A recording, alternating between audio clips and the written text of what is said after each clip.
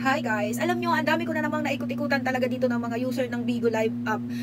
In-stock ko kasi yung mga minsan kasi pag naiinip ako guys, minsan kapag alam mo yung tipong tulog na lahat ng anak ko, yung tipong i-check ko naman kaya yung mga user ng apps. Hindi dahil sa nagre-recruit ako online, naghahanap ako ng mga gustong mag-work. Napuntahan ko kasi yung isang live at saka mayroon ako napuntahan din na ibang live, hindi na napuntahan, talagang pinuntahan ko rin na live. Ang dami talaga pala ngayong hindi talaga nila alam na kailangan talaga sa Bigo ng agency. Live lang sila ng live.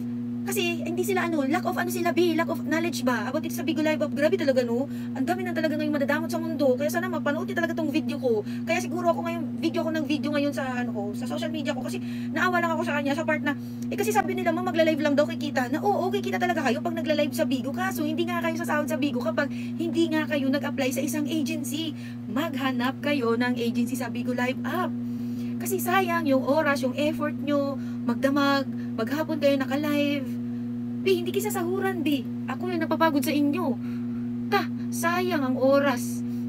Ang ganda pa naman niya, ganda lang. Kaso, yun lang, dapat alam nyo, piliin nyo yung mga kaibigan nyo na sasamahan nyo. Kasi may kaibigan talaga na hindi talaga sasabihin nyo, totoo, ang tagal mo na nagla-live, hindi mo alam na kailangan ano talaga ako. Sa inis ko, hindi man super inis, medyo na lang ako dun sa live, piniem ko talaga yung host, sabi ko, hi, ako nga pala, pinakilala ko talaga yung sarili ko, parang heto kasi naawa talaga ako sa kanya. May itsura siya, tapos wala siyang agency, tapos magtutuman na daw siya nagla-live. Kaya pala daw, wala siya natatanggap na bayad.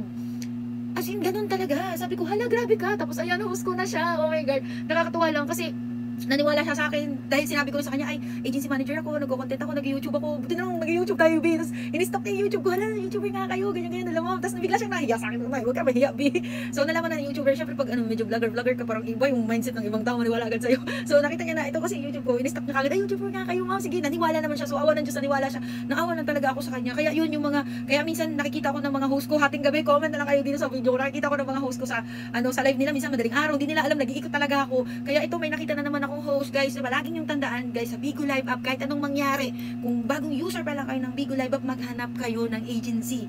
Kahit na isang taon kayo nag-live dyan, 5 na taon, 10 years kayo nag-live dyan, kung wala kayong agency, hindi kayo sasahod.